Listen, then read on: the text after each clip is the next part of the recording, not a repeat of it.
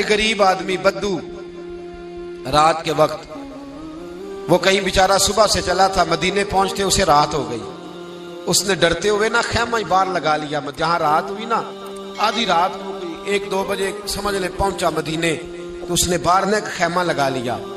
بیوی اس کی امید سے تھی، بچے کی ولادت کا وقت قریب آ گیا، بیمار ہو گئی. اس نے خیمہ لگایا، بیوی اندر ہے. حضرت عمر فاروق گشت پہ تھے رات کو، ساتھ ایک غلام تھا.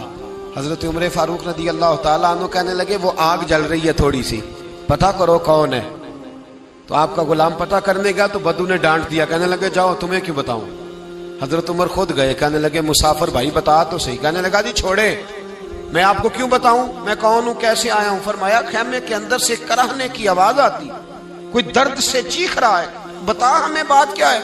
کہنے لگا جی میں فلاں بستی فلاں علاقے کا ایک غریب ہوں، امیر المومنین عمر فاروق سے ملنے آیا ہوں، اور رات ہو گئی ہے تو یہاں خیمہ لگایا ہے، صبح میں ان سے مل کے چلا جاؤں گا.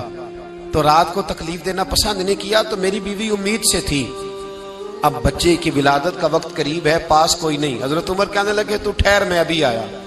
چہرے پہ نقاب ہے، اسے بتایا نہیں میں ہی امیر المومنین. عمر دوڑے گئے، اپنی زوجہ سے کہنے لگے اگر تجھے بہت بڑا اجر مل رہا ہو تو حاصل کرے گی. کہا کروں گی. تو کہنے لگے چل پھر میرے ساتھ، بہت بڑا اجر ہے.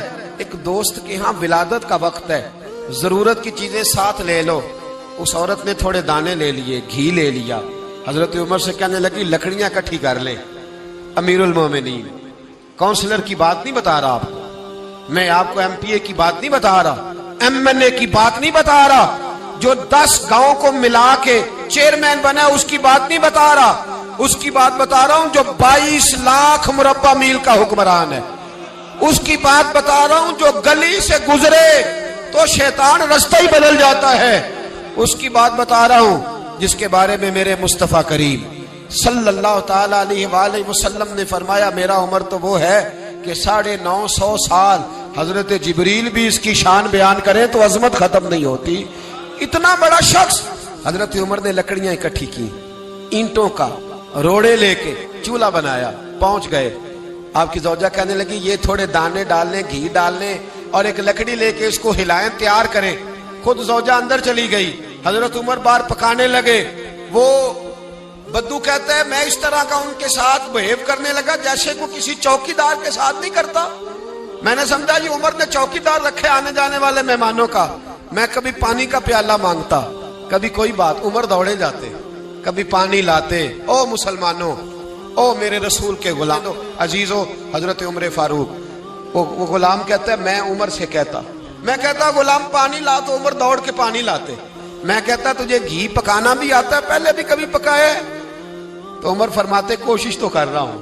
میں کہتا پہلے بھی کبھی تیری بیوی نے یہ کام کیا ہے؟ تو حضرت عمر کہنے لگے مجھے یاد نہیں، پوچھ کے بتاؤں گا. کہتے ہیں کیا رنگ تھا، کیا انداز تھا، کیا مصطفیٰ کی تربیت تھی، کیا انداز حضور نے سکھائے غلاموں کو. یہ کس طرح کا امیر ہے کہ یہ ہنڈیا پکا رہا ہے، پھونکے مار رہا ہے ایک غریب کے لیے، دیہاتی کے لیے جسے جانتے بھی نہیں. اندر اس شخص کی بیوی کے ہاں بیٹا پیدا ہوا تو حضرت عمر کی بیوی اندر سے بول کے کہنے لگی امیر المومنین مبارک ہو، آپ کے دوست کے ہاں بیٹا پیدا ہوا ہے. جب کہا نا امیر المومنین مبارک ہو تو وہ شخص کہتا ہے میرے ہاتھ کانپنے لگے اور میں اس طرح دوڑا کہ میری پگڑی گر گئی. میں دوڑا تو عمر نے بلایا، کہا کدھر جاتے ہو؟ کہنے لگا آپ امیر المومنین ہیں، آپ امیر المومنین، آپ عمر ہیں. کیسر و کسرا جس کے نام سے کانپے آپ وہ ہیں، جسے مصطفیٰ نے دعا مانگ کے اللہ سے مانگا وہ والے عمر ہیں آپ، جس کے لیے علی المرتضیٰ فرماتے ہیں میں روز دعا کرتا ہوں وہ والے عمر ہیں، جس کے بارے میں ابو بکر صدیق نے فرمایا تھا کہ میں اللہ سے کہوں گا مولا جو تیرے محبوب کی امت کے حق میں سب سے بہتر تھا میں اسے خلیفہ بنا کے، وہ والے عمر ہیں. عمر امیر المومنین کی بیوی وہ تو خاتون اول ہوتی ہے، وہ تو ملکہ ہوتی ہے، اور تیری بیوی دائی بن کر ایک غریب کے بچے کے پاس بیٹھی رہی ولادت کے وقت. عمر امیر المومنین ہو کے تیری داڑھی ساری دھومے سے بھر گئی تو ڈیوٹی کرتا رہا. تو سیدنا عمر رو پڑے اور اس بدو کو سینے سے لگا کے کہنے لگے تجھے پتہ نہیں تو کہاں آیا ہے؟ اس شہر کا پتہ ہے؟ اس نے کہا حضور کہاں ہے؟ فرمایا یہ میرے نبی کا مدینہ ہے، یہ مصطفیٰ کا مدینہ ہے، یہاں امیروں کا استقبال نہیں ہوتا، یہاں غریبوں کے استقبال ہوتے۔